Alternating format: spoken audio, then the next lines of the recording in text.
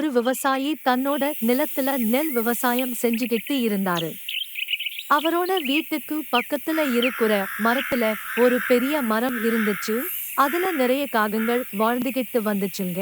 எப்பவும் தன்னோட வீட்டை சுத்தி சத்தம் போட்டுக்கிட்டே இருந்த காகங்கள் எல்லாத்தையும் அந்த விவசாயிக்கு பிடிக்கவே பிடிக்காது. இருந்தாலும் தன்னோட வீட்டுல இருந்த பழைய சாப்பாடு, தானியங்கள்னு காக்கைகளுக்கு சாப்பிட கொடுப்பாரு. ஒரு நாள் அவரோட விவசாய நிலத்துக்கு நிறைய வெட்டு கிளிகள் வந்துச்சுங்க. அதுங்க நிறைய பயிர்களையே தின்னு தீர்க்க ஆரம்பிச்சுச்சுங்க. அத பார்த்த விவசாயி ரொம்ப வருத்தப்பட்டாரு. எவ்வளவு கஷ்டப்பட்டாவது இந்த வெட்டுக்கிளிகளை துரத்தணும்னு முயற்சி செஞ்சாரு. ஆனா நிறைய வெட்டுக்கிளிகள் இருந்ததால அவரால எல்லாத்தையும் விரட்ட முடியல. ரொம்ப வருத்தப்பட்ட விவசாயி ஒண்ணுமே செய்ய முடியாம வருத்தத்துல அங்கேயே உட்கார்ந்து தன்னோட நெல் பயிர்களை வெட்டுக்கிளிகள் தின்னு நாசமாக்குறத பார்த்துக்கிட்டு இருந்தாரு.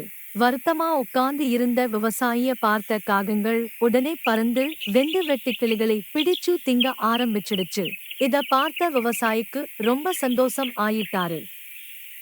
கொஞ்சமா எல்லா வெட்டு கிளிகளையும் பிடிச்சு காகங்கள் தின்று விட்டது.